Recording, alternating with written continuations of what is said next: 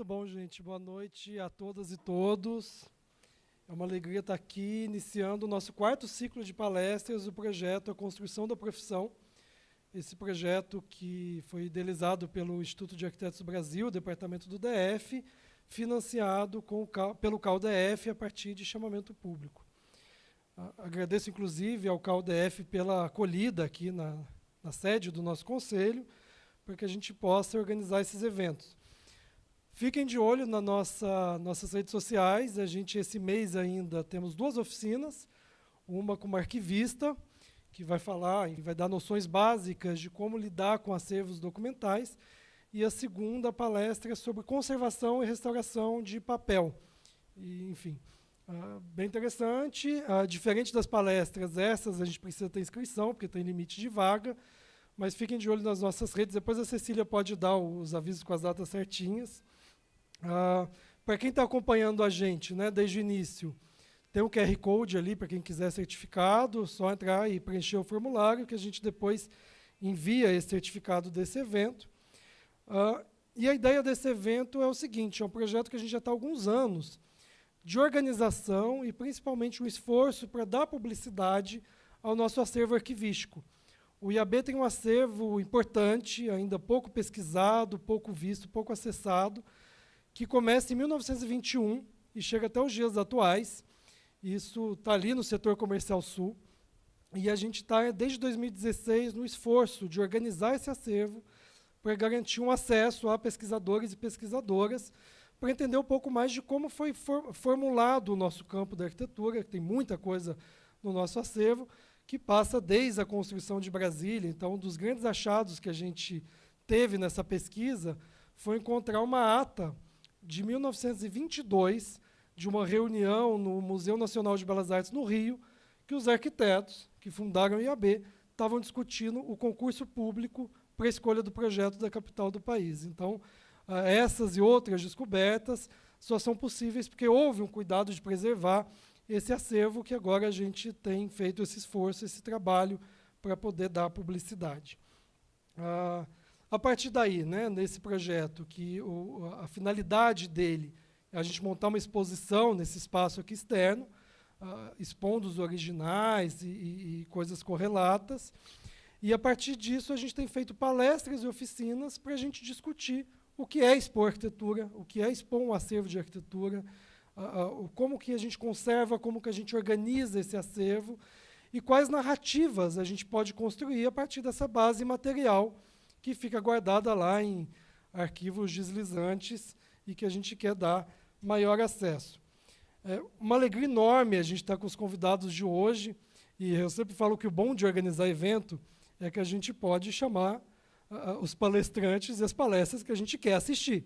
Então, é bem esse caso, né? Paulo que eu conheci assim que chegou em Brasília, assisti um minicurso dele no CCBB, que foi incrível.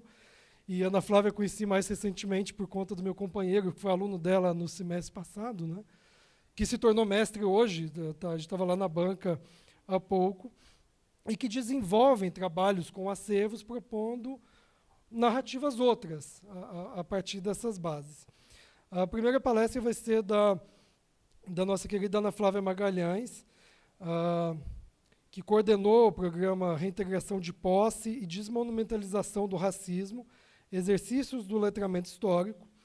As reflexões compartilhadas terão como referencial o conhecimento elaborado e projetos de história pública antirracista realizadas a partir da Universidade de Brasília e da rede de historiadoras negras e historiadores negros.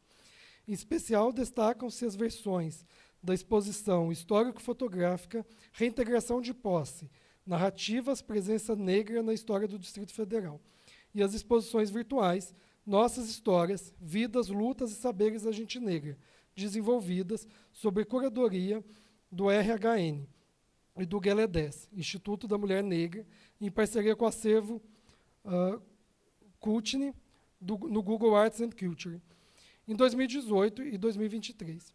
À luz desse panorama, compartilho o processo de elaboração do debate sobre despatrimonialização do racismo e monumentalização do antirracismo, que articula história, arquitetura e urbanismo, artes, comunicação, produção cultural e literatura. Não está aqui, mas a Ana Flávia também é professora da UNB, do Departamento de História, e atualmente é diretora do Arquivo Nacional do Brasil. E nosso segundo palestrante é o professor Paulo Tavares, professor da FAO-UNB. Paulo é autor de livros como Lúcio Costa era racista e Deshabitar. Ele apresentará o processo de curadoria do Pavilhão Terra, o Pavilhão do Brasil, na Bienal de Veneza desse ano, que foi premiado, primeira vez que o Brasil ganha esse prêmio, inclusive, com o Leão de Ouro. A palestra trará informações sobre organização e decisões de curadoria para o projeto, levando também em consideração o campo arquitetônico. Então, como aqui é tudo autogestão, a gente fez um pequeno bate-bola, a gente vai começar com a professora Ana Flávia, e em seguida a gente abre a palavra para o professor Paulo, e a gente vai fazendo inscrições durante todo o processo para a gente poder fazer o debate ao final. Boa noite a todas, todos e todos. Bom, 3 coisas na mão, acho que vai acontecer. Bom, primeiro eu gostaria de manifestar a minha satisfação de estar aqui, sobretudo porque é um tema, é um debate que me é caro antes mesmo dessas atividades que foram mencionadas, né, porque eu sou uma pessoa nascida e criada aqui no Distrito Federal, na cidade de Planaltina. Né, Planaltina, Distrito Federal mesmo, não Planaltina, Goiás. É importante pensar nessa localização, porque ela é bastante cara para a gente pensar o Distrito Federal para além desse marco da construção do Distrito Federal de Brasília. Né? Eu digo isso porque talvez as pessoas percam a dimensão de que Planaltina é uma cidade cuja a sua constituição na municipalidade brasileira, ela antecede em 101 anos a inauguração de Brasília. Né? Ou seja, Planaltina é uma cidade que remonta ao século XIX, que remonta ao período não só imperial, né, mas, em alguma medida, essa ocupação desse território também até alcança o período colonial. E, nesse cenário de projeção da construção de Brasília, Planaltina é uma cidade que, no centenário da independência, que foi objeto das nossas reflexões, né, e tem sido ainda por força do bicentenário da independência 2022, em 1922, né, enquanto na cidade do Rio de Janeiro, que era a capital, havia uma política inclusive, uma política eugênica, né, que inclusive se expressava na construção de um pavilhão na cidade do Rio de Janeiro, que demandava a destruição do Morro do Castelo. No mesmo momento em que isso era implementado na antiga capital, se colocava a pedra fundamental de Planaltina no ano de 1922. Né? A pedra fundamental, localizada a quase 45 quilômetros daqui, de Brasília, né? Não foi um marco para 1922, mas que não se confirma no momento da construção de Brasília efetivamente. E isso acaba, em alguma medida, alimentando uma matriz de memória, uma matriz de narrativa histórica, né, que apaga essas experiências, né, indígenas, essas experiências negras, quilombolas, que faz com que a gente tenha que lidar com os fantasmas do colonialismo, da colonialidade, da escravidão, do racismo. Né? Acaba que, inclusive, né, tenta se apagar toda essa marca, né, daquilo que se tenta apresentar como solução por meio, né, da construção de Brasília em todas as suas promessas de desenvolvimento, né, de modernização, de resolução de um atraso, né, de um passado e dos próprios sujeitos. Essa é uma reflexão que, em alguma medida, ela pode ser apresentada como expressão de alguém que é de Planaltina e tem que lidar, e que lida, né, com isso ao longo da sua trajetória, mas isso também é parte do processo de elaboração de alguém que se constituiu profissionalmente como historiadora, né? E como historiadora, né, pensar essa experiência humana neste espaço que tem esses atravessamentos históricos é algo que é compartilhado por outras pessoas, né, que vivem o Distrito Federal. E, sobretudo, na condição de uma maioria populacional, muitas vezes apagada por força justamente dessa matriz de sentido que organiza, né, a maneira como nós lidamos com a própria história, a própria experiência de institucionalização do Distrito Federal. Nesse sentido, quando a gente até mesmo pensa os processos de negação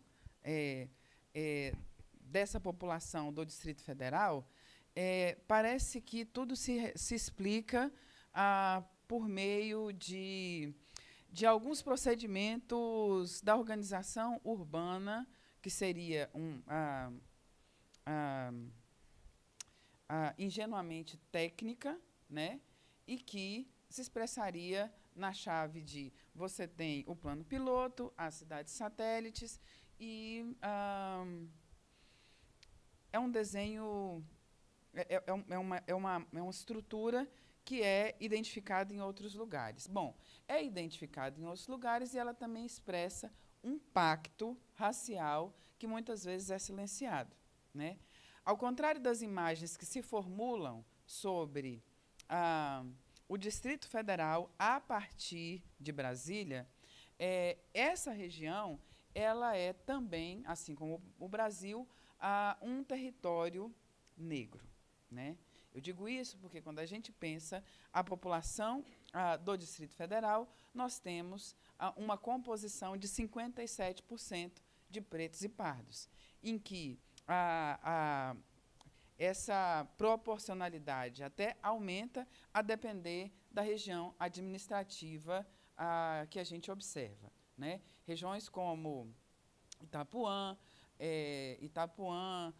Santa Maria, né? Isso a gente até a gente trabalha com um alcance de 70% até 80%. Né? Numa cidade como Planaltina, né, essa porcentagem é da ordem de 65%. Né? Obviamente, em outras regiões administrativas, como Lago Sul, isso gira em torno de 20%, o que também não é de se desprezar. E aí, nesse sentido, a gente acaba com uma série de filtros a gente acaba sendo exposta a uma série de filtros que vão turvando, né, as possibilidades de visualizar, né, a densidade dessas experiências históricas. E isso é compartilhado. Né? Tem alguém aqui que... eu vejo uma pessoa, que inclusive é a Andressa Marques, que faz parte desse projeto, né? Mas quem aqui nasceu ou viveu por um tempo nas regiões administrativas, também chamadas de cidades satélites aqui do Distrito Federal? Bom, se eu estiver enganada, me digam. Ainda que haja um discurso oficial de que somos todos Brasília, ser Planaltina tem significados, ser Ceilândia tem significado, ser Taguatinga tem significado.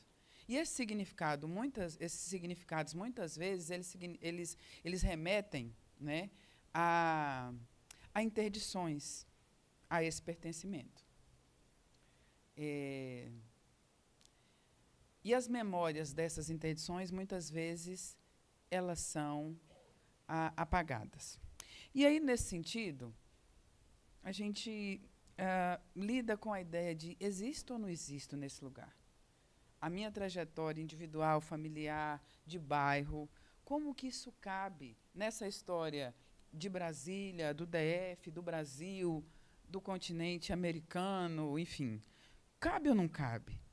Né? Isso que é vivido por essa maioria populacional que não está, né, nas regiões administrativas que compõem o plano piloto, onde que caberia essas histórias?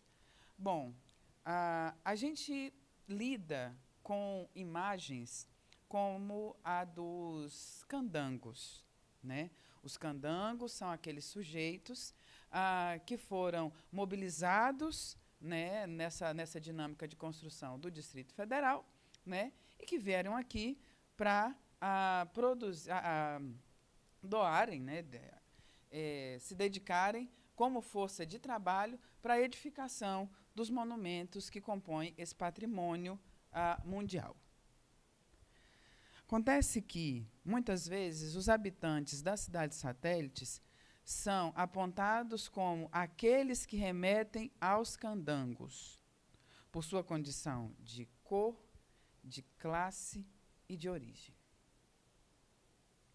E esses sujeitos parecem que têm algum lugar na história, desde que circunscritos justamente a essa condição de uma mão de obra que não tem a condição de ser, de fato, identificada como autora dessa cidade, desse território, etc.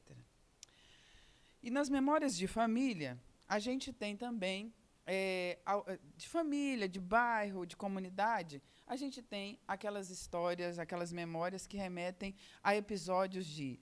em dado momento, fomos expulsos, em dado momento, essa cidade se constitui, esse bairro se constitui por força de uma remoção, né, e que nos retirava dos territórios, né, e nos entregava, né, a condição, tudo isso nos entregava a condição de ocupantes indevidos desse território. Isso tudo foi objeto de um projeto de, primeiramente, era para ser iniciação científica. E aí, nesse projeto de iniciação científica, em 2018, eu reúno uma série de estudantes de cidades satélites e a gente vai para o Arquivo Público do DF, considerando uma ponta de um iceberg que era um dossiê sobre a perseguição de movimentos negros e de mulheres no período da ditadura. E no imediata redemocratização. Quando a gente chega no Arquivo Público do Distrito Federal, que eu falei, eu vou apresentar vocês ao arquivo, os estudantes começam a se surpreender com o fato de que, mas tem documentação que fala das nossas cidades. Tem uma documentação, inclusive iconográfica, né, em que é nítido que aquilo que a gente vê nas nossas ruas, quadras, etc., também aparece nessa documentação. Mas, curiosamente, não são essas imagens que dão a medida da nossa representação como território. Bom, você tem uma geração anterior, que sou eu, esses meninos estão sofrendo da mesma angústia que eu. E aí a gente pensa, bom, se isso é uma angústia compartilhada, por que a gente não encaminha, né, essa pesquisa de iniciação científica a partir de 2 pilares? Não só a iniciação científica numa chave de uma pesquisa desconectada de um diálogo social, faz isso com a extensão. E, a partir daí, a gente chega... Ai, me falaram que é para cá. A esse projeto, que é a reintegração de posse, narrativas da presença negra na história do DF. Eu falo com toda tranquilidade. Esse foi um dos projetos mais despretensiosos que eu realizei na minha existência. Não vou falar nas décadas, não. E ontem, né, esse projeto, ele celebrou, considerando esse marco da abertura da exposição no Museu da República, ele completou 4 anos. A partir desse exercício de construção dessa exposição, a gente começou a desafiar, né, os pilares, os conceitos, as categorias por meio das quais a gente foi ensinado a pensar a nossa trajetória histórica. Em 2018, então, a gente desenvolveu não só visitas periódicas ao Arquivo Público do Distrito Federal, mas também desenvolvemos exercícios de revisão das nossas memórias familiares, das nossas memórias comunitárias. Em 15 dias, no Museu Nacional da República, uma vez que se apresentava o propósito dessa exposição em alguns jornais da cidade, sem nenhuma estratégia de comunicação mais estruturada, porque é um projeto sem orçamento, a gente conseguiu desenvolver, nessa primeira localidade, nesse primeiro equipamento de cultura, que é o Museu Nacional da República, essa foi a exposição que, segundo o próprio Museu Nacional da República, mobilizou o maior público da história do espaço. E isso se deu por um boca a boca que tem a ver com demanda reprimida, né? É uma demanda reprimida que fez com que, pouco tempo depois, essa exposição tivesse que ser remontada, readaptada para o restaurante universitário da Universidade de Brasília. Em seguida, ela também vai ser remontada no foyer da Câmara Legislativa do Distrito Federal. E quando a gente achou que tudo já tinha acabado, em plena pandemia, a gente novamente... A gente tinha até conseguido pauta para voltar para o Museu da República, mas veio a pandemia, não dava. E aí a administração de Brasília, na época, sob o comando da Ilka Teodoro, ela fez uma proposta de envelopar os 2 pontos de ônibus da Galeria dos Estados. E com o apoio da Embaixada da Bélgica, que estava com o compromisso, né, de desenvolver ações decoloniais, de reparação histórica. E o receio dela era, mas esse projeto, vocês vão aceitar o apoio da Embaixada da Bélgica? Falei, a Bélgica já fez muito mal para povos negros nesse mundo. Se a Bélgica está querendo mudar de rota e sem destaque, bom, tudo bem, vamos lá. Mas seria bom que, inclusive, o representante belga no Brasil aproveitasse esse contexto para se posicionar diante de todos os debates que estavam acontecendo nesse momento, né, sobre essa a descolonização dos monumentos. Essa exposição ela foi aberta no dia 19 de novembro, ou seja, véspera do Dia da Consciência Negra. A ideia era que ela ficasse até fevereiro de 2021. Nunca conseguiram tirar essa exposição do ponto de ônibus até hoje. Por quê? Eu mesma testemunhei o que outras pessoas me falaram.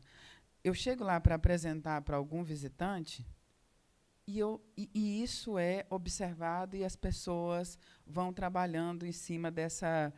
As pessoas se encontram, as pessoas começam a contar suas próprias histórias na frente daquela exposição. Se aquelas paredes gravassem, a gente teria uma memória dessa experiência urbana, desde a chave dos usuários, dos habitantes do Distrito Federal, de uma riqueza que, a julgar pelo que a gente já testemunhou, isso ajudaria muito a gente refletir sobre os desafios, né, de um uso democrático desse território que não foi constituído dessa forma. E foi uma exposição que juntou gente de várias áreas. Tem historiadores, tem arquitetos, tem jornalistas, tem gente da produção cultural, tem gente do design gráfico, pessoas que,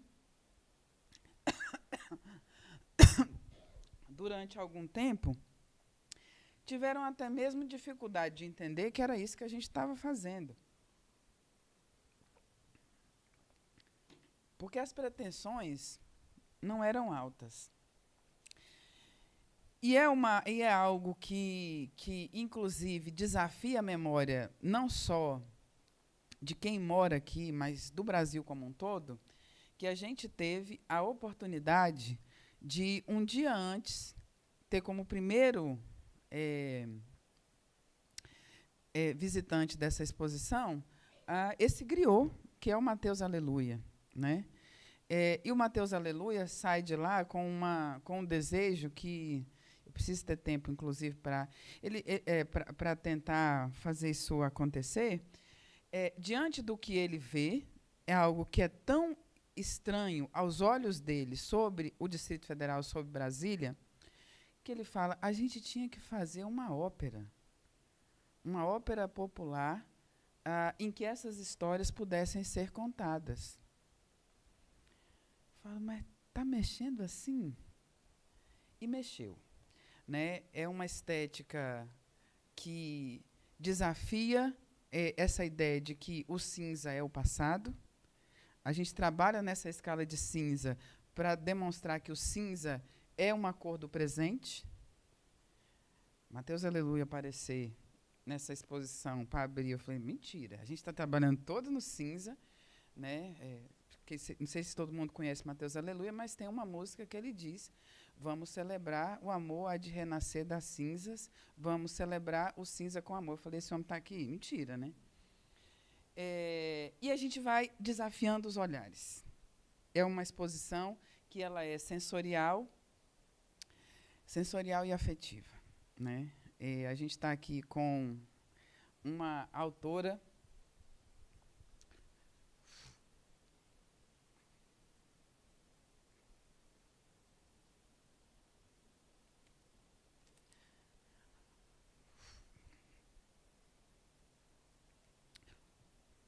Quantas vezes a gente não escutou falar que os candangos vieram para Brasília, que diante da urgência para a construção dessa cidade, muita gente morria e ficava, inclusive, lá sendo estrutura para os prédios, né? E essa história acabava, porque esses sujeitos não tinham passado, esses sujeitos, ao morrerem, também não teriam nem sequer presente, muito menos futuro. E, nesse processo da exposição, a Andressa é uma dessas que fala, pois é, o meu avô veio trabalhar, ele veio da Bahia, dizem, mas ele veio trabalhar, morreu num acidente no canteiro de obras, e ninguém sabe. A gente não tem contato com a família do meu avô, porque a minha avó estava com meu pai já na Paraíba, por conta dessa fragilidade das relações, da estrutura de vida, enfim, para essas pessoas. Mas havia, nesse momento, um pai que teve 2 filhas, que, inclusive,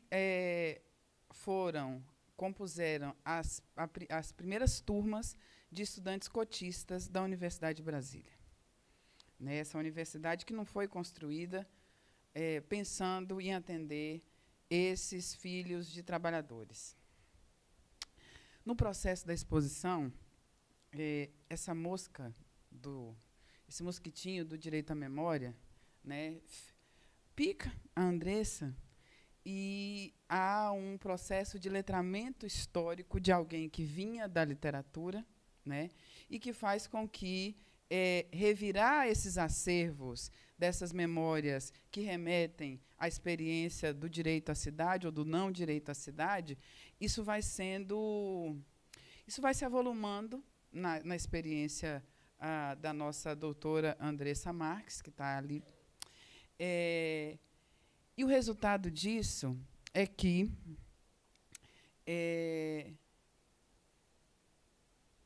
ela começa a investigar, ela recupera um nome completo, algo que era uma memória sensível na família. Ela vai, a partir desse nome, vai ao cemitério, Campo da Esperança, com a ilusão, com a promessa de que a avó, inclusive, falava: ele deve estar no campo na área dos pioneiros. Eu falei: eu duvido. Dos pioneiros ele não vai estar. E, de fato, não estava, mas estava próximo. E ela encontra essa sepultura, e essa sepultura era um jazigo perpétuo, conquistado pela mãe desse senhor chamado Plínio, que para nós é o vô Plínio. E a senhora chamava Alta Maria de Jesus. Alta Maria de Jesus, então, era proprietária desse jazigo, mas, a julgar pela morte do vô Plínio, vó Alta ainda, Andressa? Nesse momento era vó Alta, e era, sobretudo, de Jesus, porque parecia com Carolina Maria de Jesus. Oh, meu Deus! Memórias afetivas sendo mobilizadas. Acontece que quem dá notícia da morte é um colega de lida no trabalho. E a Andressa vai fazendo essa investigação histórica e descobre que, nesses processos imigratórios que constituem o Distrito Federal, o senhor Félix, que é o declarante, foi alguém que foi mobilizado pela figura do vô Plínio a vir para o Distrito Federal e se torna o grande amigo dele. E ela, então, encontra... É uma história que ela é incrível demais para ser contada em resumo, mas o fato é que, por razões até mesmo ancestrais espirituais, ela descobre que essa conexão se manteve mesmo após a morte do vô Plínio, e que as famílias seguiam amigas, e que, ao contrário do que se pensava esse tempo todo, essa desconexão da construção de Brasília ela não se sustentava. Por quê? A família do vô Plínio seguiu para Brasília. Brasília, não. Ceilândia. E, mais do que seguir, permaneceu. Porque a notícia era de que a tal Dona Alta era conhecida como Dona Nenê e estava viva, à época com 96, 97 anos. 96, que fez 97. E essa era uma mulher que constava num catálogo feito pelo professor Rafael Sanzio, do Departamento de Geografia, que produziu uma cartografia dos terreiros de candomblé no Distrito Federal. E, nesse contexto, a dona Nenê era a Ialorixá com a idade mais avançada do Distrito Federal. Bom, a gente já estava muito feliz, né, porque a Andressa foi lá, descobriu que a avó era Ialorixá, encontrou o tio Antônio, professor, militante, ator, ser de luz.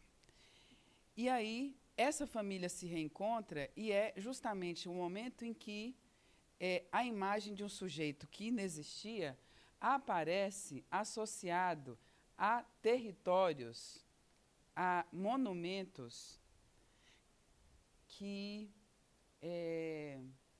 essa presença humana não é evidenciada. Bom, ele é alguém que está muito orgulhoso por ter feito a parte elétrica do Congresso Nacional e ser morador da Vila Planalto. Só que ainda estava pouco. Essa história é a coisa mais... Falei, acho que bom que eu sou historiadora. Por quê? E tenho boas companhias de gente da literatura, da arquitetura, da comunicação, enfim. Chegando nessa casa, a Andressa descobre que tem uma avó Ialorixá, iniciada no terreiro do Gantuá, mas que a data do nascimento dela era 12 de setembro. O dia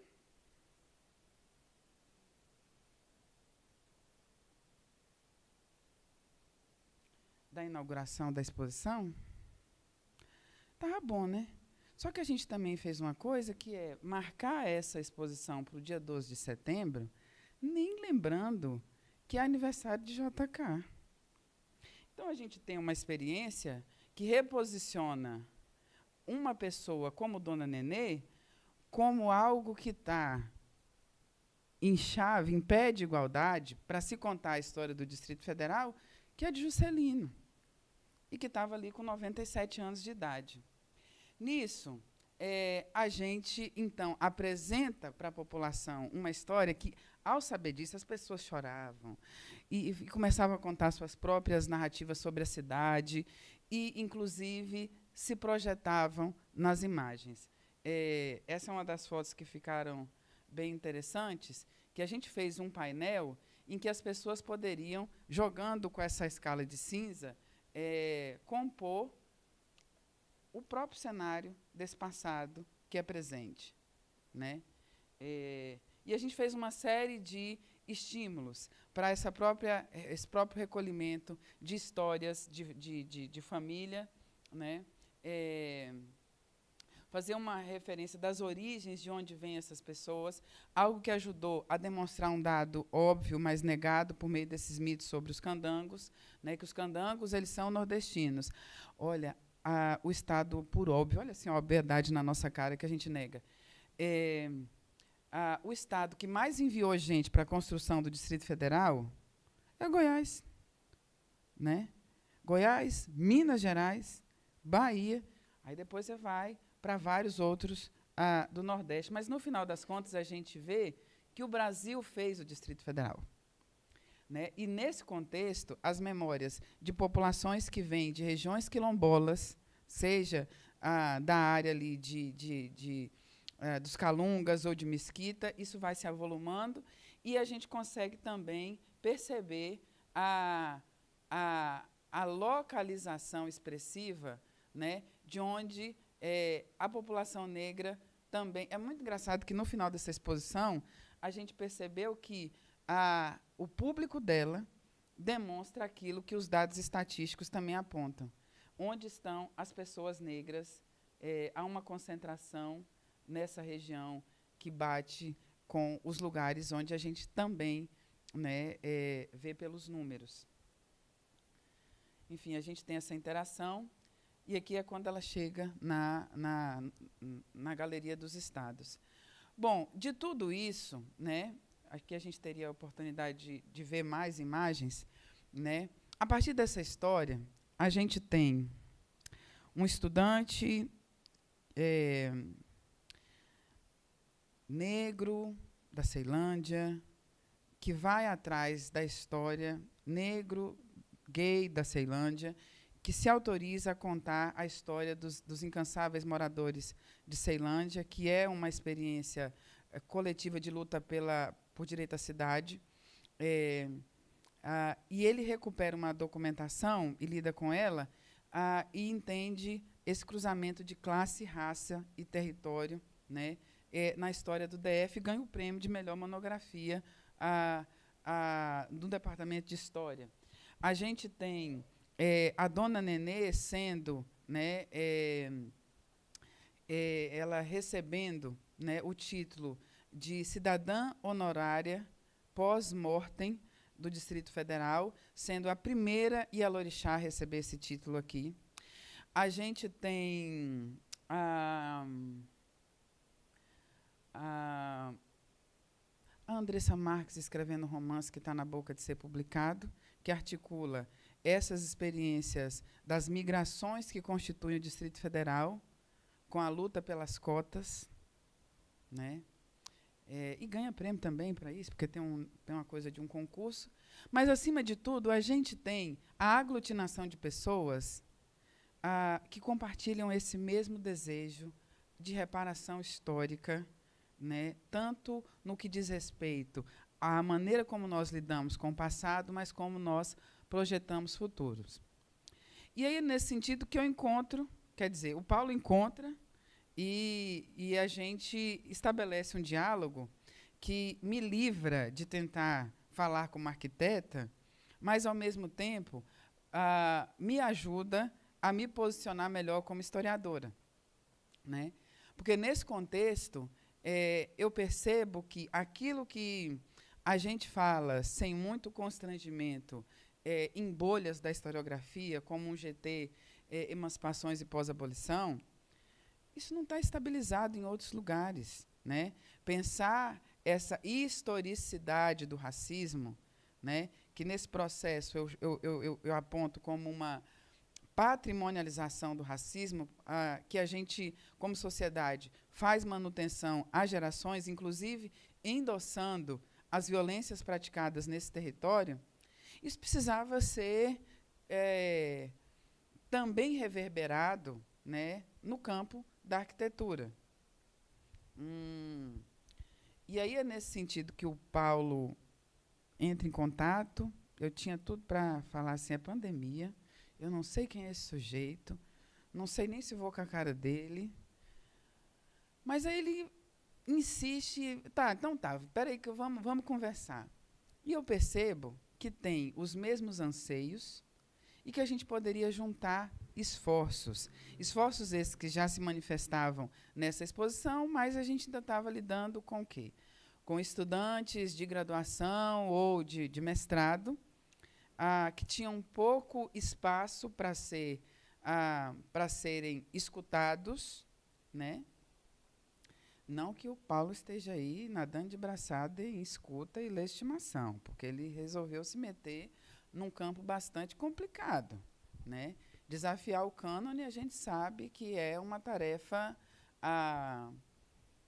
quase kamikaze, num território ainda mais de patrimonialização do racismo. Mas a gente está num momento em que essa desmonumentalização do racismo se afirma como uma agenda a reunir diferentes ofícios, diferentes sujeitos, né? E é nesse sentido que, até mesmo, essa exposição ela deixa de ser algo que nem mesmo pode ser dito como de propriedade desta coletividade apenas, que já é vasta, e passa a ser mundial até. Algo que, inclusive, ajuda a gente a pensar o que os nossos olhos precisam ver, o que os nossos ouvidos precisam escutar e o que as nossas bocas precisam verbalizar para interromper mais um ciclo de tentativa de legitimação dessa matriz racista que tantas expressões têm dado de uma violência que é vendida como cordialidade. E é nesse sentido que eu paro por aqui, porque quem continua essa história é o Paulo, a partir de uns caminhos que ele decidiu fazer. Obrigada.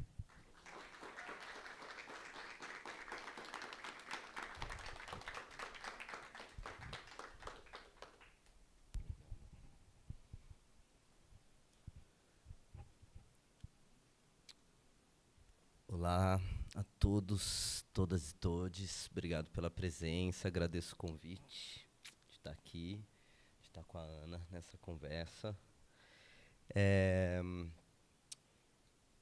Eu coloquei que eu ia falar bastante sobre o Pavilhão Terra, mas como eu e Gabriela de Matos vamos ter oportunidade de vir para Brasília falar, eu acho mais bacana eu falar e expor o pavilhão com ela numa palestra que a gente vai fazer, oxalá, nos próximos tempos. Você põe um sitezinho ali para mim? E aí eu queria falar um pouco, acho que pegando dois ganchos. Primeiro que é uma temática que está falando de museografia, né, de arquivos, de acervo, e como que a gente está trabalhando com esses arquivos, documentos e acervos para construir outras narrativas, que acho que é uma coisa que fica muito clara, muito forte na exposição que a Ana colocou aqui. E também pegar essa oportunidade de estar com a Ana Flávia aqui e falar um pouco desse nosso diálogo, como que a gente vem estabelecendo ressonâncias ao longo do tempo e como que isso, de alguma maneira, vai ter uma influência muito grande, central, a figura da Ana Flávia e o trabalho dela, sobretudo na constituição do Pavilhão Terra na Bienal de Veneza.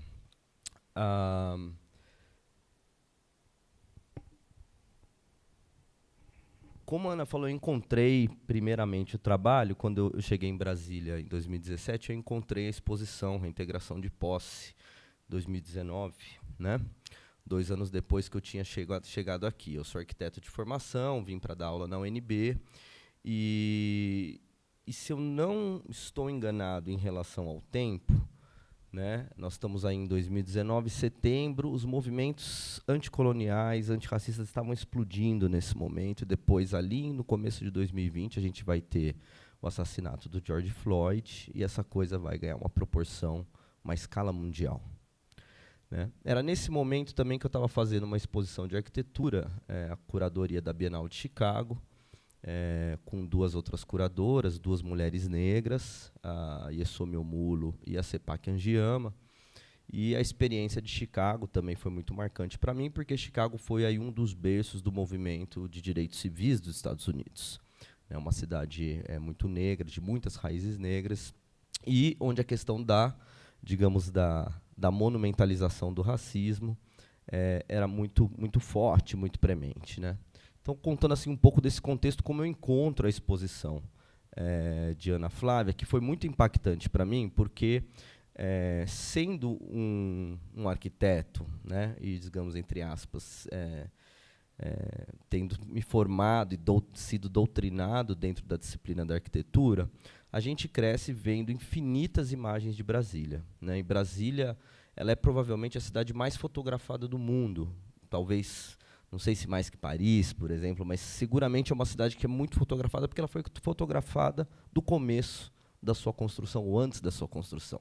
Na verdade, o projeto fotográfico e o projeto de construção de Brasília, eles são os mesmos. Né? Gente, eu estou ficando cego, eu só me dou conta quando eu tiro o óculos.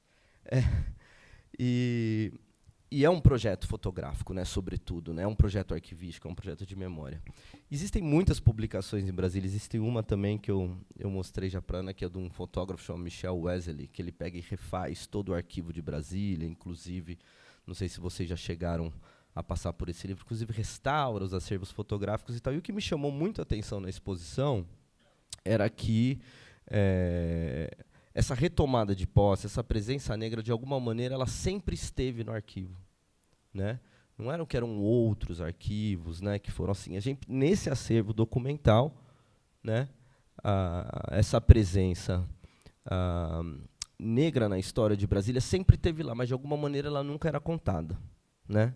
Ela nunca foi mostrada, apesar de ela estar, sempre esteve visível, né? Isso para mim era muito forte na exposição, porque eu acho que do ponto de vista do arquivo, do ponto de vista dos documentos, era um gesto dessa descolonização do que é esse patrimônio, do que essa história.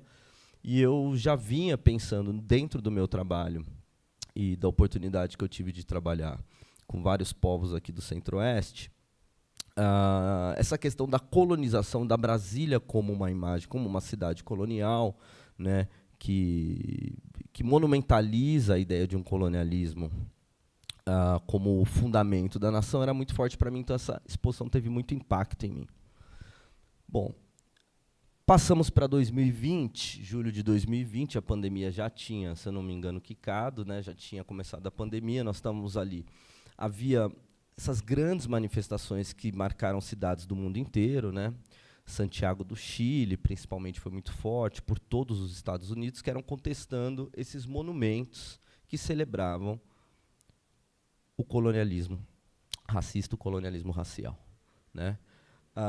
E obviamente, houve muita discussão dentro da arquitetura sobre, bom, porque nós estamos falando de memória manifesta em espaço público, né? Memória manifesta em monumentos, que é um campo tradicional da arquitetura, e a gente começou a discutir, claro, começou a haver muita discussão dentro da arquitetura, e me fazia falta a gente discutir o nosso cantinho, a gente aqui no Brasil. Como é que a gente está trabalhando a questão da monumentalização do colonialismo, da monumentalização do racismo, e que tipo de trabalho, que tipo de processo de reparação que a gente está fazendo em torno desses espaços.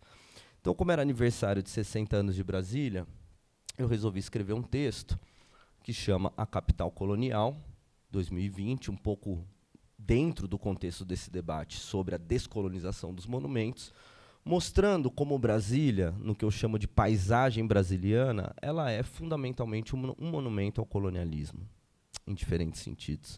Você pode abaixar só um pouquinho o site para mim? Então eu falo um pouco, né, da ideia do Lúcio Costa de que Brasília é uma cruz demarcando um território. Todo mundo fala que Brasília é um avião, mas o Lúcio Costa, ele nunca falou, salvo engano, que Brasília era um avião indo rumo ao progresso. Ele sempre disse que era uma cruz católica, né, recuperando um gesto colonial. Ele faz isso de uma maneira muito clara. Baixar um pouquinho mais. E eu conto um pouco a história da tão chamada Primeira Missa de Brasília, celebrada em 57, que, na verdade, é uma missa que quer reconstruir um quadro do Vítor Meirelles, feito já no período republicano, um pouco antes do período republicano. E pode abaixar um pouquinho. Essa celebração vai ser feita com esse altar do Niemeyer. Eu imagino que vocês conheçam essa história da primeira missa, que era a ideia de que fundar Brasília era uma espécie de continuidade com o gesto colonial dos portugueses de virem celebrar a primeira missa no Brasil, né? E hoje a gente tem esse monumento, baixar um pouquinho, enfim, algumas reportagens da época dessa primeira missa, baixar um pouquinho também, mais um pouquinho. E a gente tem o Monumento do Cruzeiro, que é um monumento que, de alguma maneira, dá sentido à paisagem brasiliana, porque ele abre todo o eixo monumental, e, no fundo, o que ele está dizendo, ele fala, olha, de alguma maneira, isso aqui é a continuidade da colonização por outros meios, e isso que dá fundamento à nação. E é muito impressionante, do ponto de vista curatorial, se você entra no mausoléu do Juscelino Kubitschek, você vai ver que o caixão dele, os restos mortais dele estão lá. Eu acho isso muito impressionante, né? Você tem uma pirâmide ali no centro com os restos mortais tem uma coisa, o pessoal reclamava acho que era o Stalin, não, era o Lenin que estava embalsamado, né? Só faltava ter o Juscelino embalsamado. Mas no caixão dele está escrito O Pioneiro, né? E do lado, né, com toda aquela mise-en-scène do Niemeyer, toda aquela paisagem modernista daquele mausoléu, você tem um filme do Jean Mazon, que é um cineasta modernista, que chama O Bandeirante, né? Ou seja, isso no centro de Brasília. Então, que tipo de memorial que a gente está criando. E por que não havia, da parte da sociedade brasileira, uma contestação desse monumento? Enquanto a gente ficava discutindo os monumentos que estavam sendo contestados fora, a gente não discutia os nossos monumentos, que era uma espécie de celebração ao colonialismo, e eu propunha se esse monumento deveria ser vandalizado, se ele deveria ser destruído, se ele deveria ser retirado, ou se a gente deveria continuar celebrando a memória dos bandeirantes como fundamento da nação. Aí um pouquinho para baixo. Aqui hoje é o Amazon, pode descer tudo, toda essa coisa da cruz, enfim, trabalhando um pouco esses documentos e a memória colonial de Brasília. E é aqui que eu encontro Ana Flávia, porque eu não queria terminar esse texto numa nota, digamos, sem reparação, né? Eu estava já muito pensando na questão da reparação. Como é que eu vou pensar quais que eram as contranarrativas, as contramonumentalidades que estavam sendo pensadas, que era um pouco o que eu estava sugerindo, e a exposição sempre teve ali no meu coração, na minha cabeça. Eu falei, bom, eu vou terminar esse texto falando da exposição, e aí então ligo para a Ana Flávia, eu tento ligar para ela, tento contactar ela e falar assim, nossa, eu quero incluir umas fotos, eu estou falando dessa exposição e tal. Depois de muito tempo, a Ana Flávia me atende e diz, vou te mandar, pode fazer. E a gente faz essa nossa primeira colaboração, entendendo que esse processo que ali havia uma contranarrativa decolonial de desmonumentalização ou de questionamento dessa memória que se materializava na paisagem de Brasília. A gente pode mudar para o PDF, por favor? Outras imagens do arquivo, na exposição a gente falava um pouco isso. Você pode mudar para o PDF?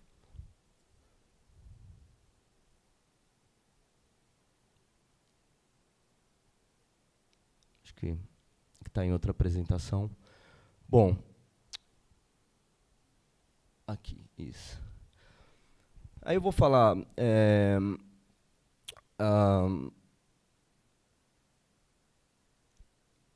eu vou falar de uma segunda colaboração, eu vou pular, eu ia apresentar um pouco esse livro que chama Deshabitat, mas para a gente ter um tempo de conversa, eu vou pular. Esse era um livro que eu já trabalho um pouco, a gente está falando de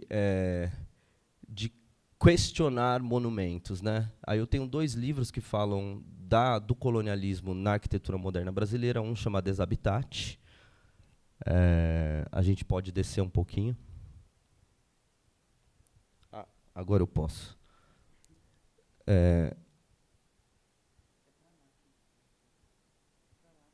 Não, agora acertei. Ó.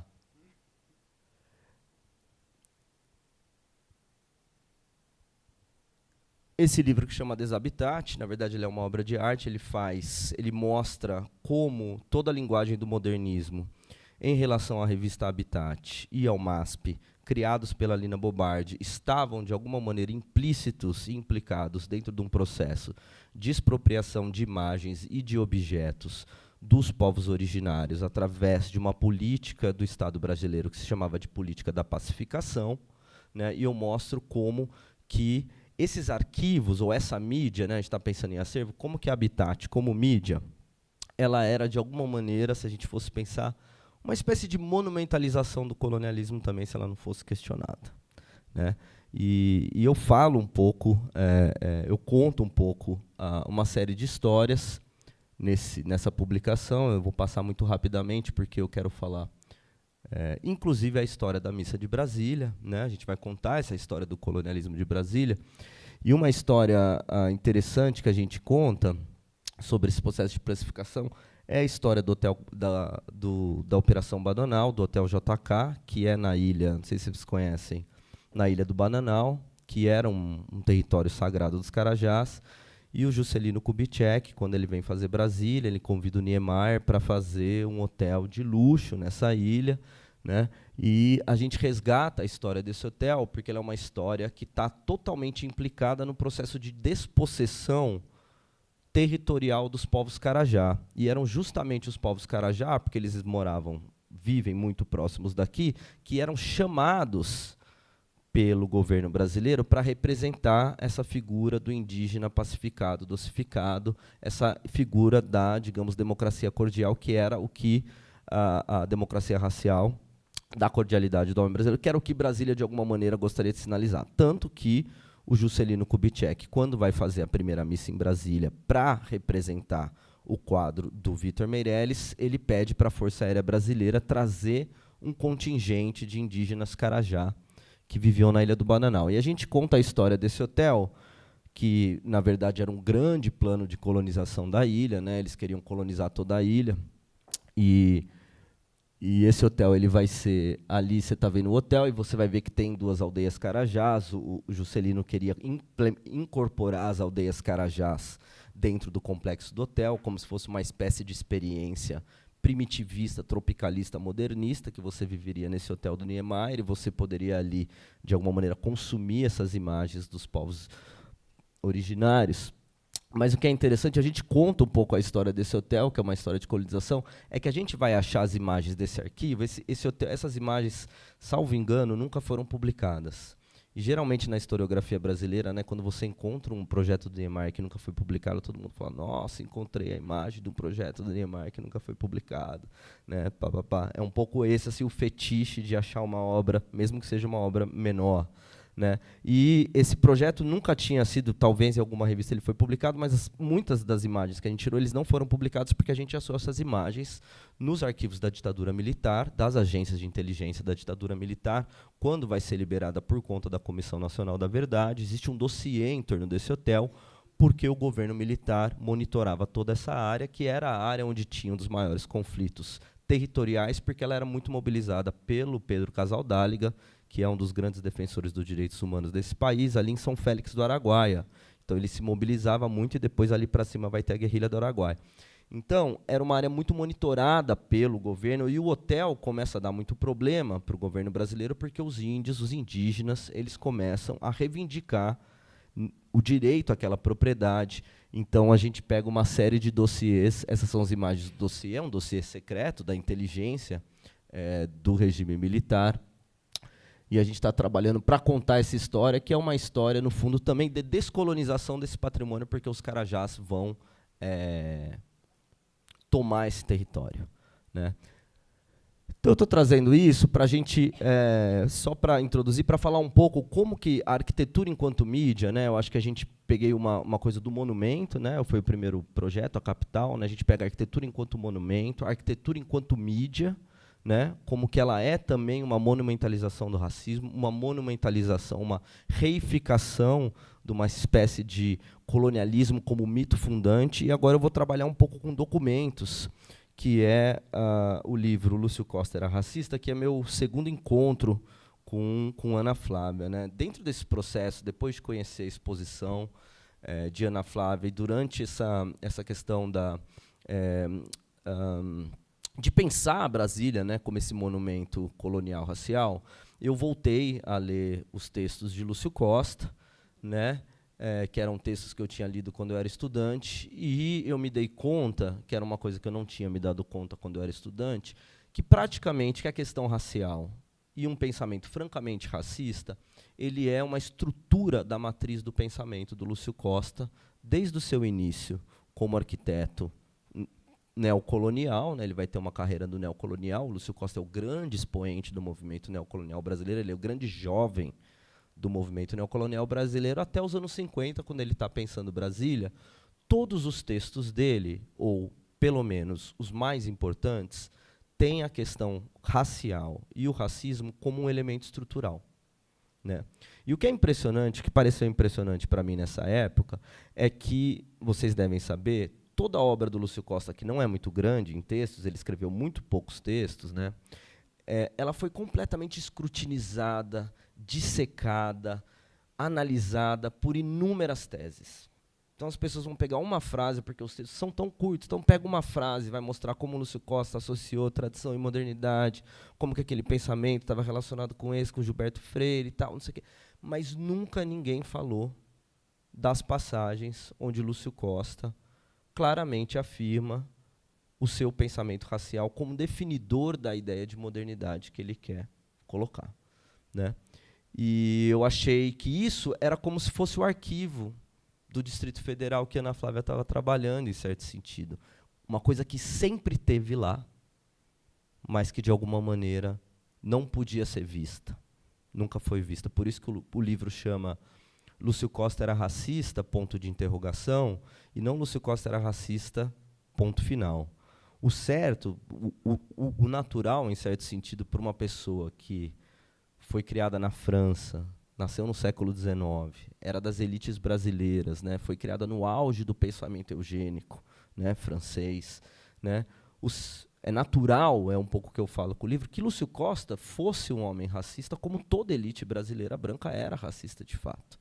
O que não é natural é que essa pergunta nunca tenha sido feita. E aí é um problema da historiografia brasileira, né?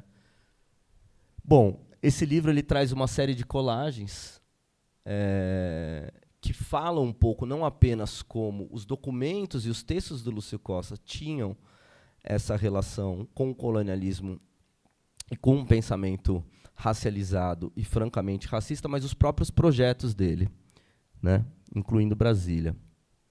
Esse é um projeto que, não sei se você conhece, eu acho que é uma coisa bastante grotesca do meu ponto de vista, que é quando ele fez um altar para um evento do Vaticano, em 1951, se eu não me engano, ele criou uma caravela na Baía de Guanabara. Então havia uma espécie de obsessão, né, para afirmar o colonialismo como fundamento da nação, que, no fundo, era uma afirmação, ainda que nas entrelinhas, racial, para dizer que a matriz cultural brasileira era predominantemente branca e europeia. E essa é uma outra colagem que eu trago no texto, que também eu vou falar. De um lado, do lado direito, esquerdo de vocês, a gente vê a planta do engenho Noruega, que é o engenho que fica famoso pelas telas do Cícero Dias. Cícero Dias, com os desenhos que vão acompanhar Casa Grande e Senzala de Gilberto Freire. E do outro lado, a gente tem uma planta, que é a planta da Casa do Barão de Saravreda, feita pelo Lúcio Costa. E é impressionante como essas plantas têm uma relação, né? Isso porque o Lúcio Costa, ele mesmo, ele vai pegar uma frase do Le Corbusier, quando o Le Corbusier vai falar da máquina de morar, né? Quando o Le Corbusier, o arquiteto francês, famoso arquiteto francês, que vai ser considerado um dos arquitetos mais influentes no modernismo brasileiro, ele tem esse conceito de máquina de morar, né?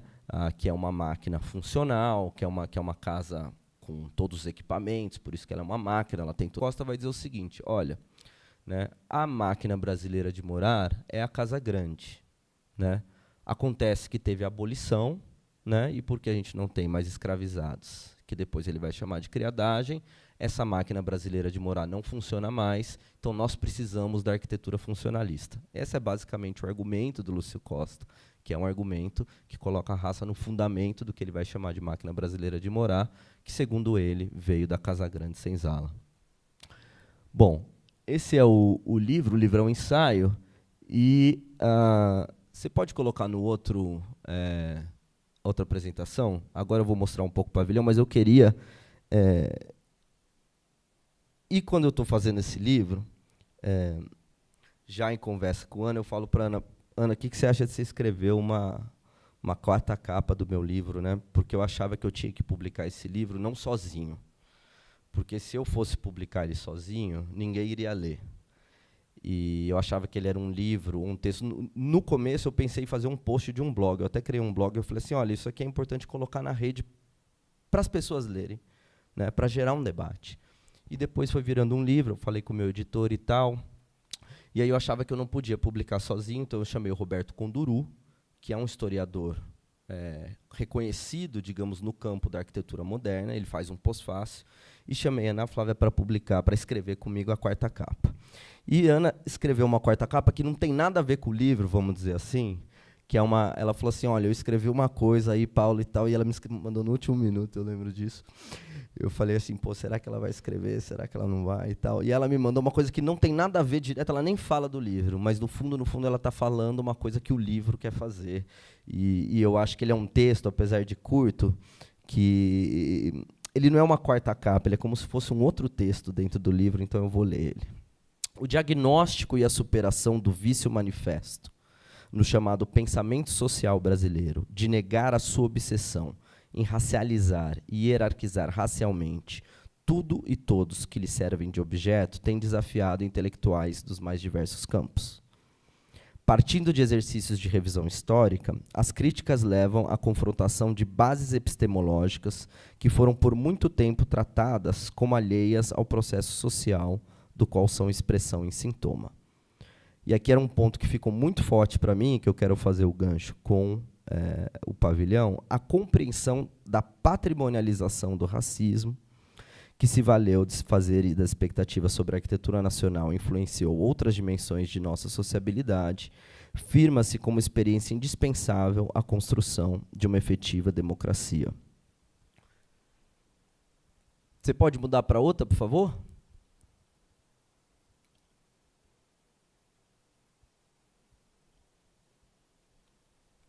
Pronto.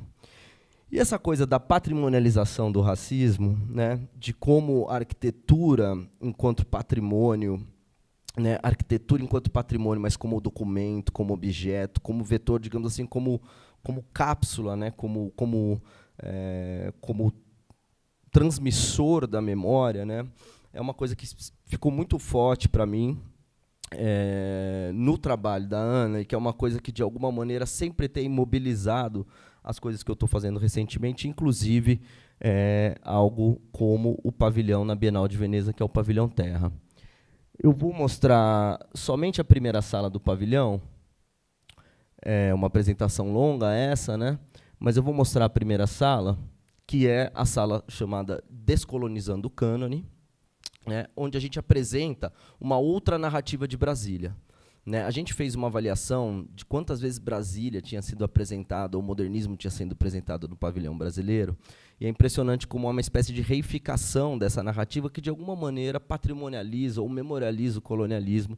E a gente trouxe nessa sala, uma sala que mostra, que desafia essa monumentalidade e essa história oficial de Brasília, contando um pouco dessa dimensão colonial através da história da primeira missa, né, e dos documentos do Lúcio Costa, e trazendo esse mapa, que é um mapa do Curtini Moendaju, é um mapa que é considerado patrimônio da humanidade, onde o Curtini Moendaju ele vai fazer um mapeamento dos troncos linguísticos das populações originárias do Brasil, e é um mapa muito interessante, não apenas pela originalidade do documento, mas como ele mostra que esse território era, obviamente, território indígena. A gente também faz um mapa que chama Mapa Quilombo Brasília Quilombo, porque nessas nossas trocas com a Ana Flávia, aprendendo com o trabalho dela, eu me dou conta que era uma coisa que eu também ignorava profundamente, que isso é um território quilombola, né? Então você anda para tudo quanto é lado. No fundo, isso era um grande quilombo, existem muitas histórias disso. É impressionante como essa história foi apagada da história de Brasília. É impressionante como, na definição de patrimônio da humanidade da Unesco, né, essa ideia de que o território negro é apagado, porque fala que Brasília foi construída ex nihilo, do nada. Né? Então a gente faz esse mapa, que é o mapa Brasília, Quilombo, Brasília, trazendo um pouco essa história, e as fotografias de Ana Flávia, né, que aparecem, essa pequena curadoria, né, pequena amostra da exposição, essa apresentação oficial, a gente conta um pouco dessa relação contigo, viu, Ana, que a gente fez agora na FAUSP, e mostrando, já trazendo como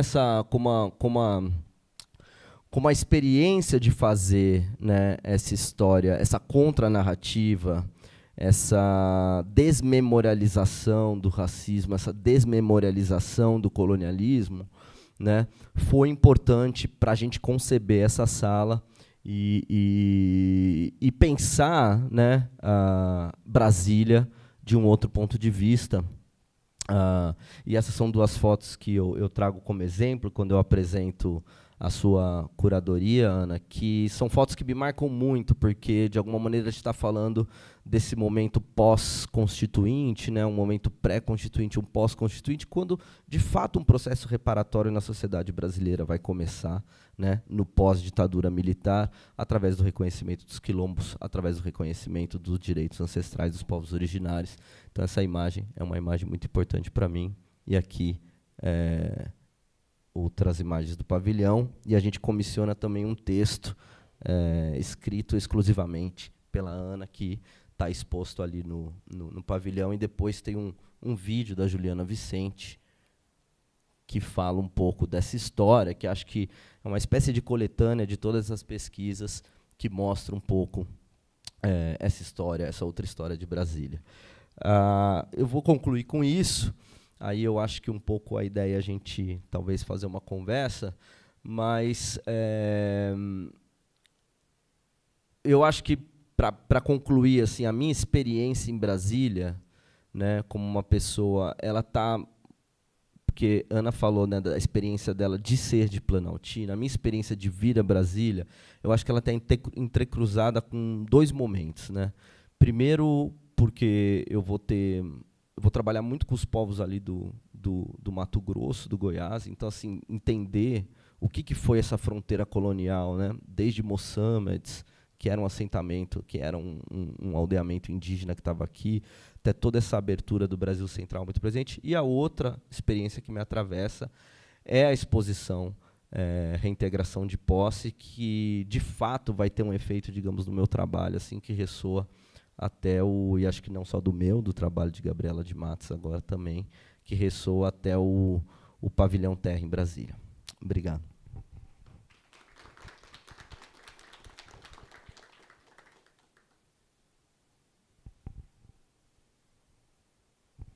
Obrigado, Paulo. Obrigado, Ana Flávia. Vocês não imaginam como é difícil falar depois desses dois. Assim. Acho que a primeira coisa é agradecer mais uma vez a presença da Ana Flávia, que depois desse relato do Paulo, você é uma mulher difícil de a gente conseguir colocar no lugar. Meu Deus.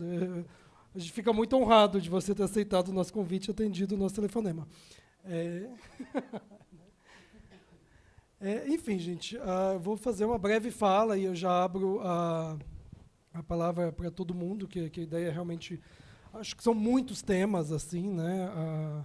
E, de fato, eu não sabia dessa relação a partir dessa exposição. Acho que isso reforça muito essa tese que a gente tem defendido, que é fundamental a gente preservar esses acervos, porque é a partir dessa base material que a gente consegue contrapor a narrativa hegemônica. Porque quando você olha os registros que é o que chega mais próximo de uma verdade, que a gente consegue pensar, cadê a população negra na historiografia, nas exposições, nos monumentos, cadê a população indígena? Né? E isso fica muito evidente. É interessante ouvir a fala do Paulo, acho que menos de 15 dias estive no Memorial JK, e é, de fato, impressionante como que aquele monumento ele te capta naquela narrativa. Né?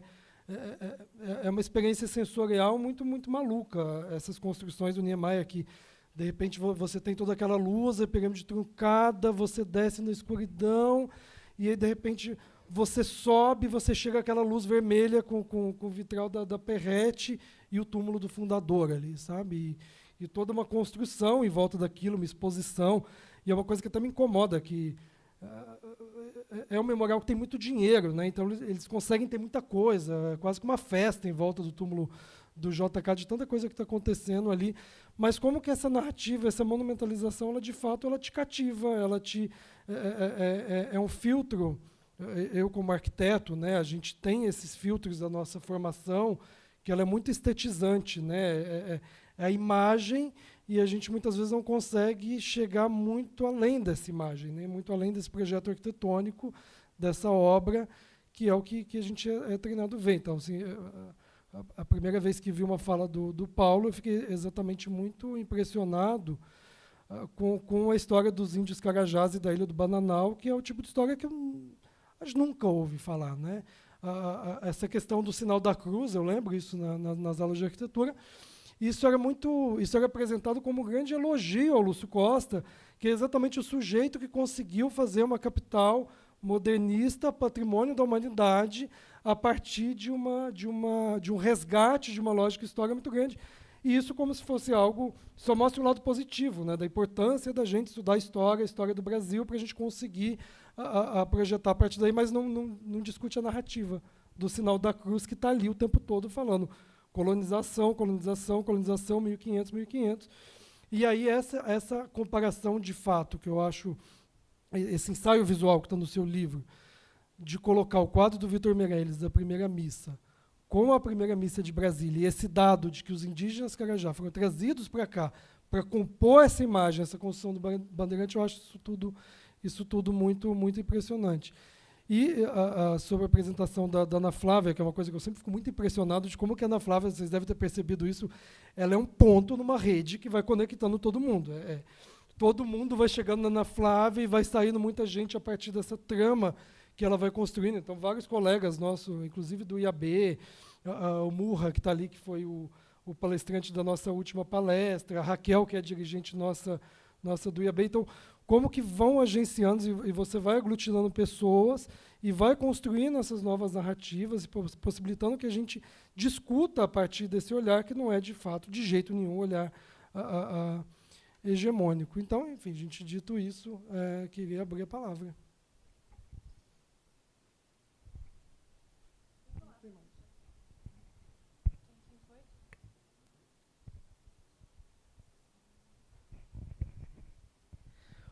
Boa noite, meu nome é André, sou coordenador do IAB. Eu não sei como todos estão, mas acho que um incômodo foi gerado e no sentido positivo de uma reflexão profunda, assim. Eu acho que esses dois espaços, acho que não, pelo menos a mim, é difícil não observar isso, não se questionar, às vezes, enquanto profissional, enquanto espaços que a gente está, até que ponto a gente está, de fato, corroborando para essa manutenção, né? Essa manutenção dessa Brasília defensora de um colonialismo e que na verdade, apagou histórias pretas, histórias indígenas, né? E se orgulha, e a gente doutrinado a se orgulhar dessa Brasília que nós temos hoje, né? E que, enfim, e aí acho que na verdade é um relato de como fiquei incomodado, né? No sentido de coisas mexendo, né? E refletindo sobre esses dois momentos de hoje, né? De que, enfim, estrategicamente, né? Quais são como nós lidaremos com essas contradições daqui de Brasília, né? Desta Brasília, né? As nossas pautas que nós defendemos, os nossos espaços que nós ocupamos, como é que, ciente desta conjuntura, como é que a gente consegue, de fato, trazer verdade à tona e sair desse pequeno espaço e cada vez mais formar melhor a população sobre a sua própria história, né? Brasília é um território preto, isso é um fato. E a gente sabe que dentro dessa política modernista e desse desenho urbano modernista, não só nesse sentido de onde as pessoas pretas foram colocadas, mas dessas histórias que foram apagadas, né? Então, de fato, acho que é só um breve relato, nem sei como contribuir mais, mas estou extremamente mexido com os dois espaços, com as duas falas, com esses dois momentos. Ali minha cabeça é um pouco de planejamento, tentando ver minhas experiências, minhas práticas, minhas experiências nas comunidades, minha experiência como arquiteto, minhas experiências aqui, minhas vivências, né? Sou morador da Samambaia, mas já morei aqui no Plano Piloto. E aí, quando saí do Plano Piloto para voltar para Samambaia, experiências individuais, coletivas, de fato, não sei como todos estão nesse espaço, mas para mim gerou incômodo. E esse incômodo, de fato, tem que gerar uma ação, né? E agora? E agora o que faremos com essa Brasília colonizada que às vezes a gente defende?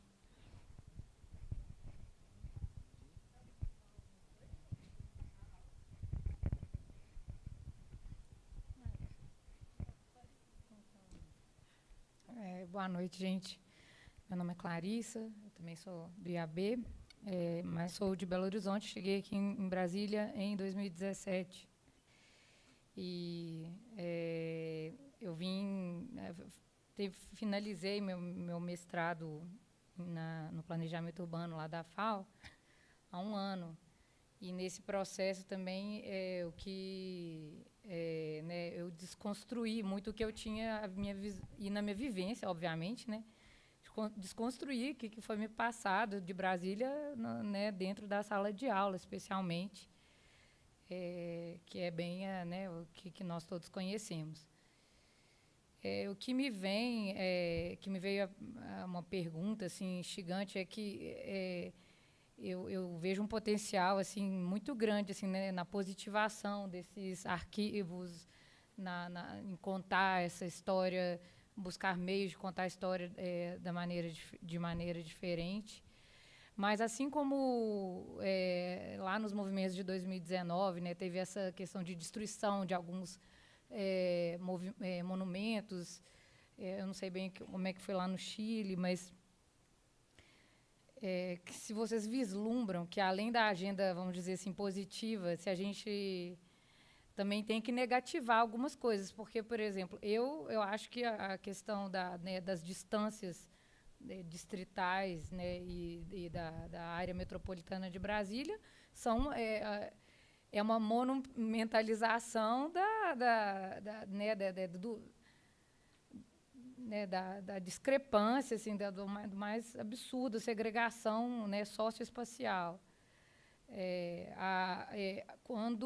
Além de toda a proteção que a gente tem no plano, eu não sei se vocês conhecem umas legislações menores, alguns decretos que falam de que bem no limite aqui da área tombada, né, você tem que fazer para fazer construções, todas têm que passar pelo IPHAN por causa da altura, e isso porque nada pode atingir o que nem sabe o que é o monumento, né, Brasília, né? Olha, vocês estão contrapondo várias ideias que a gente está aqui preservando há 60 anos. Resumindo aqui, na minha visão, assim, quanto mais distante, pior. Então, vocês acham que a gente teria que negativar também algumas dessas formas de, né, preservação da monumentalização da racialização?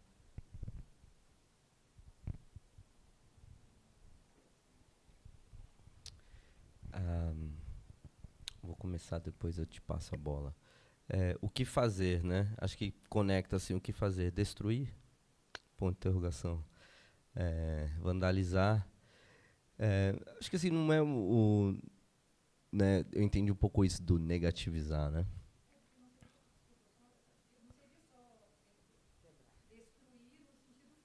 Claro. Claro. Claro. Eu acho que tem muita discussão sobre isso, aconteceu, né? Dentro da arquitetura é muito bacana você ver isso, tem muita discussão, né? Principalmente vindo de pesquisadores acadêmicos, artistas negros e negras dos Estados Unidos, né, onde essas reflexões, eu creio que estão mais consolidadas em certo sentido, né?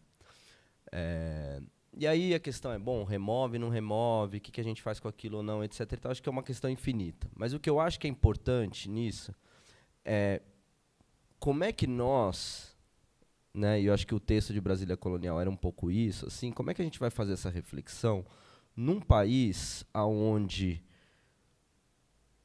essa ideia de que o colonial é o nosso fundamento, né, e como que essa ideia serve, entre aspas, para passar um pano no racismo estrutural brasileiro, né, e como que isso é materializado, simbolizado pela arquitetura, como é que nós vamos fazer essa discussão?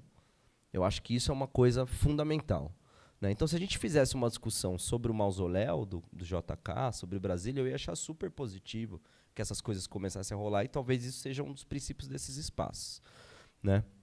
Ao mesmo tempo, eu acho que, além de questionar esses monumentos oficiais, né, essas monumentalidades oficiais, como a revista Habitat, o pensamento do Lúcio Costa, esses monumentos, eu acho que também tem uma coisa, e eu acho que talvez a Ana possa falar um pouco melhor sobre isso, que é essa monumentos e acervos e arquivos de exposições antirracistas, né, decoloniais, que vão contar e fazer outras histórias e que talvez não estejam em espaços completamente institucionalizados, né, mas que estão aí, de alguma maneira, presentes dentro da cidade de diferentes maneiras, né? Eu acho que até a própria exposição da Ana, se a gente for ver, o arquivo do DF ele nunca foi feito para contar essa história que eles estão contando, né? Mas você entra naquele espaço do arquivo e você vê que essa racionalidade institucional do arquivo não é aquela, e que você pode, de alguma maneira, decolonizar aquilo, contar outras histórias. Então, eu acho que assim, o trabalho com os acervos para pegar um tema, né, que é um tema aqui da mesa um pouco, né, como é que a gente vai olhar para esses arquivos ou esses acervos que estão fora dessa institucionalidade hegemônica histórica, e como é que nós vamos valorizar e dar, né, visibilidade, credibilidade para esses outros, essas outras coleções, outros objetos, essas outras imagens, essas outras falas, essas outras narrativas, esses outros testemunhos, né? Então, acho que nisso tem um trabalho bastante importante a ser feito, e acho que é por isso que a Ana Flávia agora é diretora do Arquivo Nacional. Aí você pode contar o que você está aprontando lá para a gente. Olha, eu gostaria de começar dizendo que eu entendo o que vocês estão sentindo. Entendo mesmo. Em alguma medida, eu compartilho contigo essa experiência quando eu tive contato com o trabalho da historiadora Josimeire Alves Pereira, lendo a tese dela, Para Além do Horizonte Planejado. E ela está falando de Belo Horizonte. Né? Belo Horizonte é uma cidade que foi construída com num objetivo muito semelhante a Brasília, né? De afirmar essa possibilidade de uma cidade moderna, expressão do progresso do final do século XIX, e que resolvesse as máculas, né, da antiga capital. Era para ser uma cidade branca. Quem que é Belo Horizonte hoje? Uma cidade negra. O que acontece? Quando a gente pensa naquilo que era o projeto e aquilo que a agência humana, né, fez desses projetos de urbanidade, a gente tem a chave para refletir sobre o que fazer. Né? Eu estive recentemente em Belo Horizonte e fui parar num samba lá no Gameleira, no bar do Cacá. Eu cheguei naquela e falei, gente, mas é mais grave do que a gente pensa. Porque se o projeto era esse, como é que o bar do Cacá existe? E como é que, além de tudo, eu chego no bar do Cacá e eu encontro parte do elenco de Marte 1. Do filme que se passa em Belo Horizonte. Aí eu olho e falei, que esse roteirista da minha vida está ficando abusado. Porque a gente olha para o que essas populações que estavam sendo projetadas para serem eliminadas, porque elas não cabem no projeto de um país digno e civilizado, e a gente encontra sistematicamente a frustração desse projeto. O problema é que muitas vezes a gente não percebe essa agência de frustração do projeto do genocídio, é porque a gente não lida com a ideia de que há um projeto de genocídio. Então, essas existências, elas muitas vezes elas são invisíveis, porque nós fomos ensinados a não ver.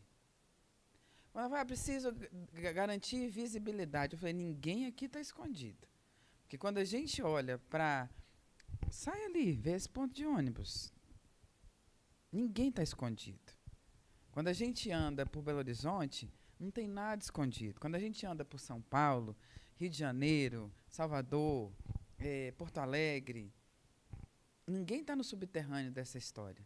Mas a gente aprendeu a se acomodar, né, acreditando que o problema é a invisibilidade de algo que está ao rés do chão, assim como a gente, quando vai no território do Cais do Valongo, né, e descobre que lá no IPN você tinha um cemitério ao rés do chão, né, que ainda hoje, não precisa de muitos esforços para identificar o quanto que essa violência era tratada como algo legitimado. Aí a gente pensa, né? Bom, então, espera aí, Brasília assusta, Goiânia assusta também, mas Goiânia assusta, Belo Horizonte assusta, Rio de Janeiro assusta, todas as cidades, em alguma medida, no Brasil, elas são assustadoras, porque elas têm um projeto um projeto eugenista de ocupação do território. E é por isso que, se a gente começa a ampliar o exercício, tem gente que fica quase com medo de estar em práticas de teoria da conspiração.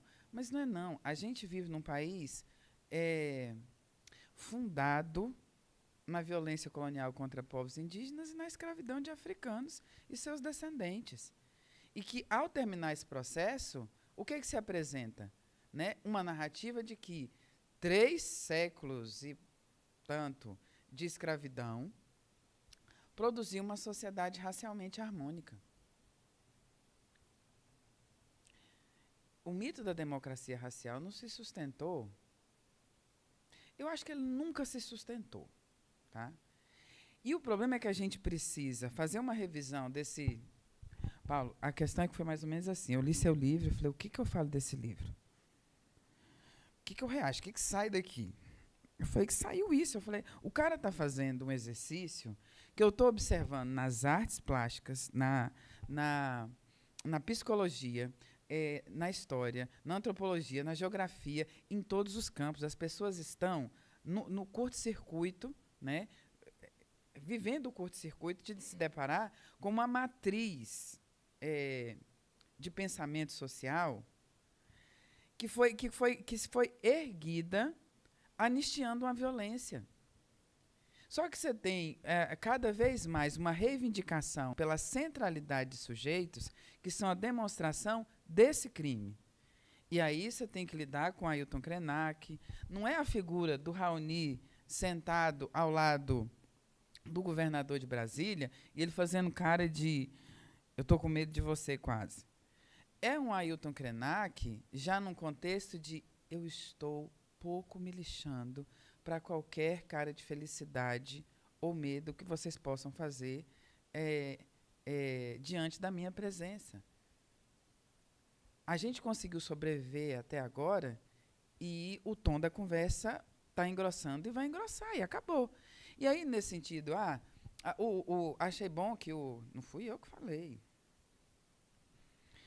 Foi o cônsul da Bélgica. Existem monumentos cuja permanência deles precisa ser avaliada diante do quanto da manutenção do trauma aos grupos violentados, o quanto disso eles representam. Porque se for algo inaceitável, de uma violência atroz, a gente vai ter que fazer exercício também de destruição. Mas, acima de tudo, se a gente quer construir, a gente vai ter que alterar. O fogo nos racistas, a gente vai ter que fazer nos nossos olhos. Não para a gente ficar cego, mas para queimar os óculos, como diz lá Machado de Assis, né, e perceber algo que está na nossa cara. O Paulo fez esse trabalho e, pouco depois, o Guilherme Lemos, outro historiador, produziu a tese de doutorado dele, cujo título é do Dilacerar do Concreto. O Paulo fez esse exercício que é... Quando você lê a tese do Guilherme, você fala, meu Deus, é projeto de nação. Então, se a gente não entender que é preciso juntar essas forças, isso que você falou assim, ela junta todo mundo. Bom, é porque a gente precisa fazer isso. Né? A gente vai precisar fazer isso, porque não é um problema da história, não é um problema da arquitetura, não é um problema da literatura, não é um problema da psicologia, não é um problema da administração pública. É nosso problema como sociedade. Né? E a gente vai ter que se desafiar sem ter resposta pronta. Estou dizendo, essa exposição, gente, ela não era...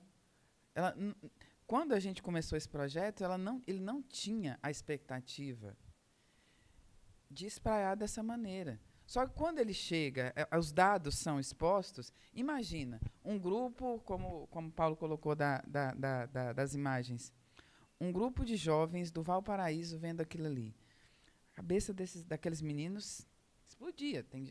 Né? A Andressa fez mediação, todo mundo cantou, dançou e sapateou nessa exposição. Inclusive, melhor não contar, né? Carregadora, limpeza, alimentação, porque foi uma exposição em que as pessoas não queriam que ela acontecesse, não, gente, porque vai dar problema alguém falar dessa maneira, se ocupar o Museu da República para falar mal do Niemeyer, tipo, não é falar mal, falar a verdade sobre o Niemeyer. Mas a gente recebeu o nome de problema social a vida inteira e a gente sobreviveu. Acho que vai dar para esse pessoal sobreviver a algumas verdades, como esse é um país racista e você está envolvido com isso, no passado, no presente, e se não cuidar, no futuro também.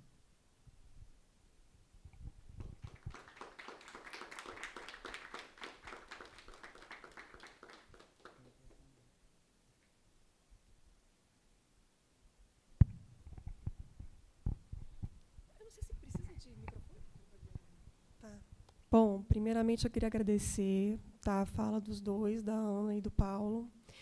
É um movimento que a gente fica aqui, acho que a segunda, eu já vi o Paulo em São Paulo, né, na FAUSP, e justamente a gente fica pensando como, né, como resolver aqui esse presente, né, de uma reparação histórica que é, enfim, dilacerada.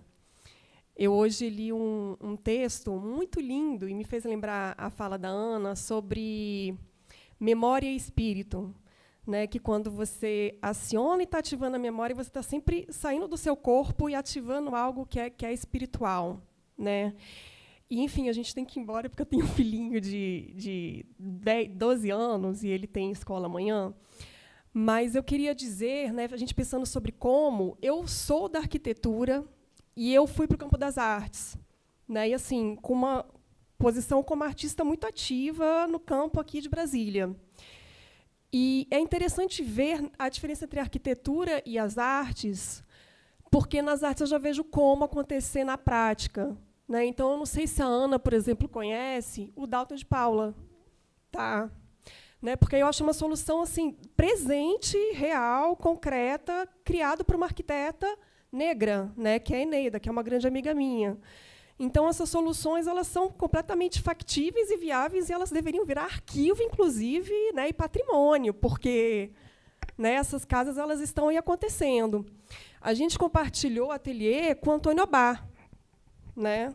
A gente era assim, vizinho. O Antônio Abá ele pintava do meu lado, e ele hoje é um patrimônio mundial. Ele está pintando na Holanda. Então, é um como. Né, assim, que eu acho que é legal pensar, e eu fico curiosa para ver como resolver isso na arquitetura.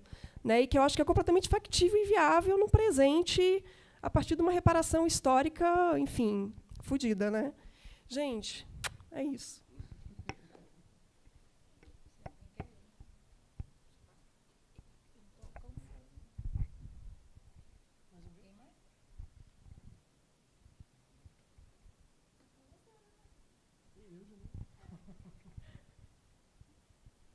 Gente, eu acho... Realmente, são tantos assuntos que eu queria ouvir os dois todos os dias da minha vida, assim, que eu sempre saio muito provocado, e a sua fala, inclusive, esqueci de falar isso, mas foi muito emocionante, assim, a história da família da Andressa, assim, de como que tudo vai se desenvolver. E quase que esse evento aconteceu ontem, dia 12 de setembro, aniversário de JK, mas descobrimos ontem que é o dia do candango.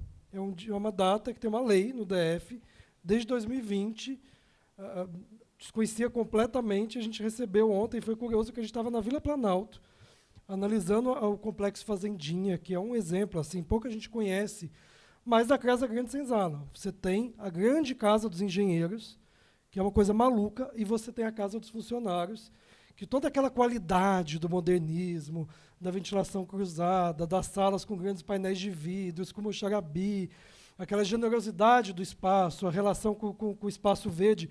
A Casa dos Funcionários é uma janelinha.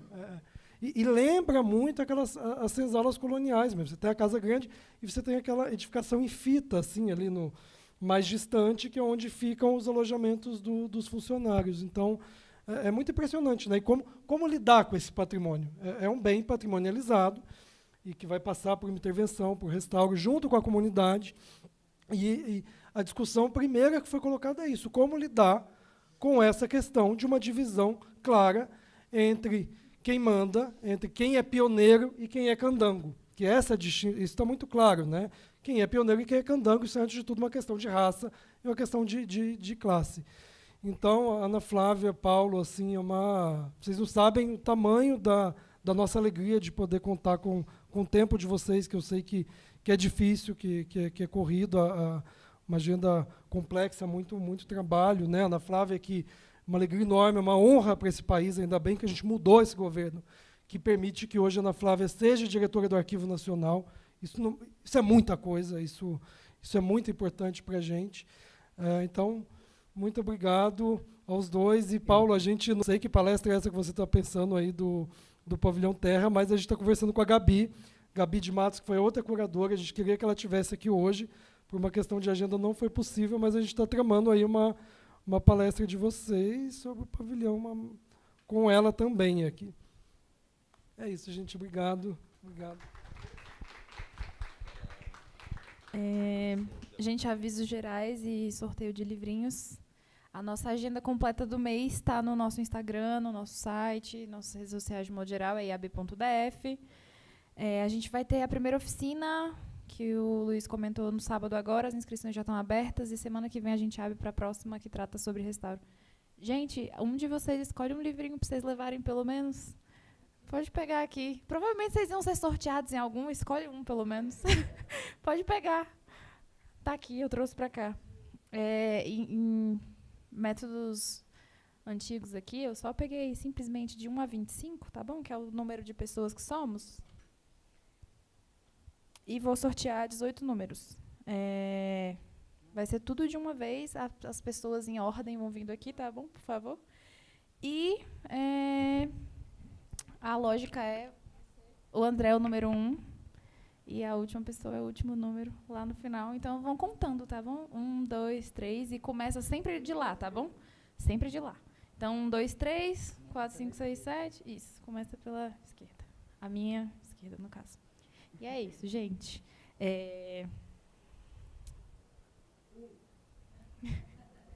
Vão ser todos. Primeiro número 12. Quem é 12?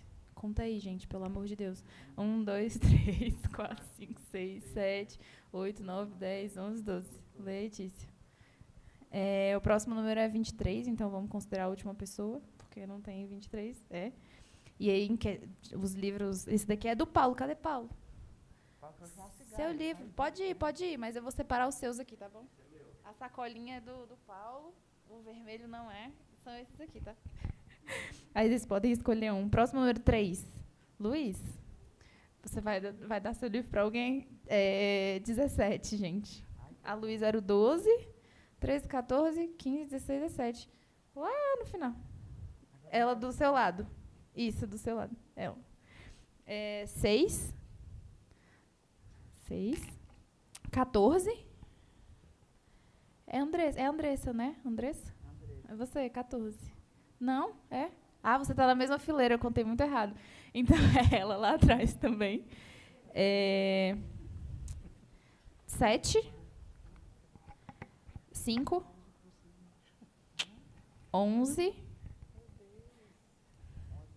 10. 18. Não tem 18 também, né? Clarissa, 2. 20, que seria de novo novamente a última pessoa, 16. É isso, gente. Acho que vai ter livrinhos para todo mundo, no caso, né? Já escolheram por aí? Foi. Pode pegar. Esses daí foi o que sobrou, no caso. Esse não. Acho que o Luiz trouxe esse para ser de presente. Não sei. Mas Gente, quem não ganhou livrinhos, temos livrinhos ainda do IAB, tá bom? Alguém quer? Alguém que não ganhou? Quer? Livrinho? Você pode pegar esse livrinho. Pois é. Aqui, ó.